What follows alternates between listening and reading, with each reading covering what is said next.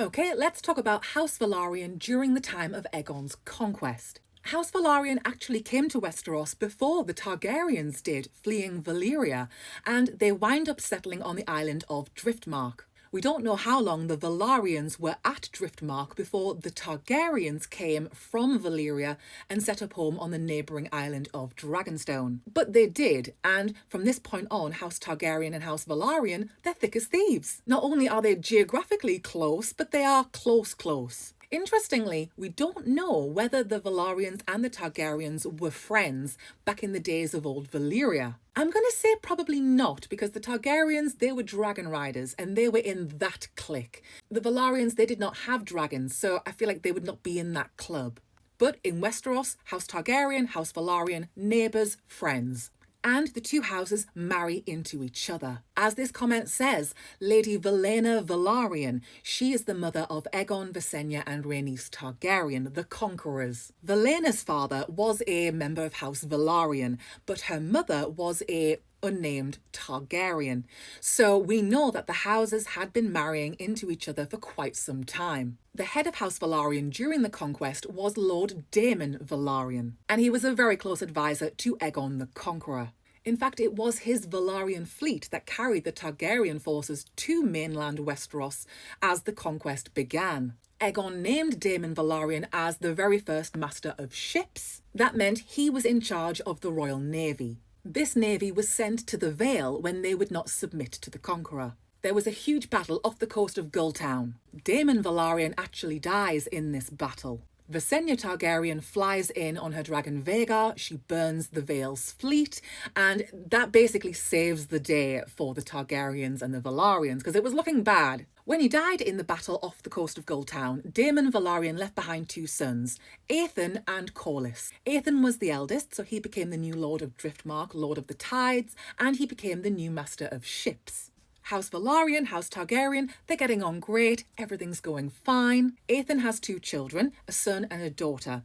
He expects his son, who he names after his father, so another Daemon Velaryon, he fully expects him to succeed him as Lord of Driftmark, Lord of the Tides and Master of Ships, and he does. But Aethan's daughter, she's got an even more interesting story. This is Alyssa of House Velaryon, and she marries King Aenys of House Targaryen.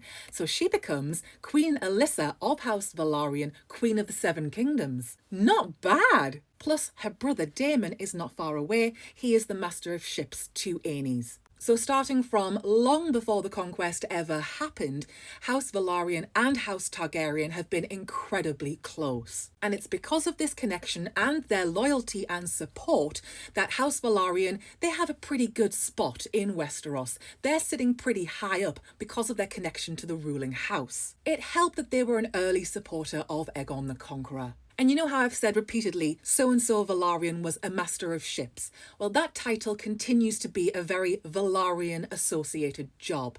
Other people do it from time to time, but it seems to be like if you want the best master of ships, you want to look to House Velaryon. They just get it. They know the seas. For the best part of 300 years, ever since the conquest, House Velaryon have been intertwined with House Targaryen through marriages, through alliances. It only changed when House Targaryen fell after Robert's rebellion. At that point, there wasn't much of House Targaryen left to support, so House Velaryon were like, we better bend the knee quickly. So they did, they pivoted and they bent the knee to Robert Baratheon. And the Velaryons have been very loyal to the Baratheons ever since. When the War of the Five Kings breaks out, they actually throw their support behind Stannis Baratheon.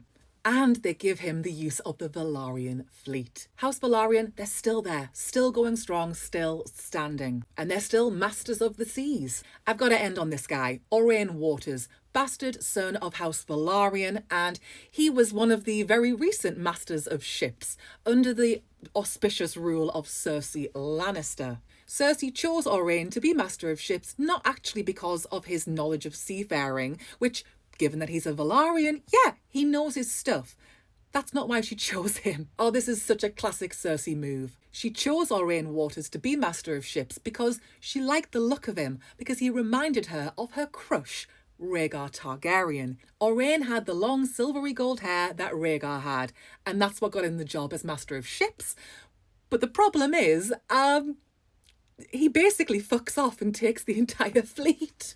And Cersei is like, wait, is he coming back? Like, those are my ships. Yeah, House Velaryon, they are survivors. And just one last little thing. It is ironic that the Velaryons left Valyria before the Targaryens did. And they had no dragons. They had to do it all from scratch. They had to start all over, and they fought for everything that they had earned. They fought to be masters of ships. They fought to be the rulers of the seas. No one handed that to the Velaryons. It all came from hard work. And to do it without the benefit of dragons, and then to witness the fall of House Targaryen. I really think the Velaryons don't get enough credit for their survival skills.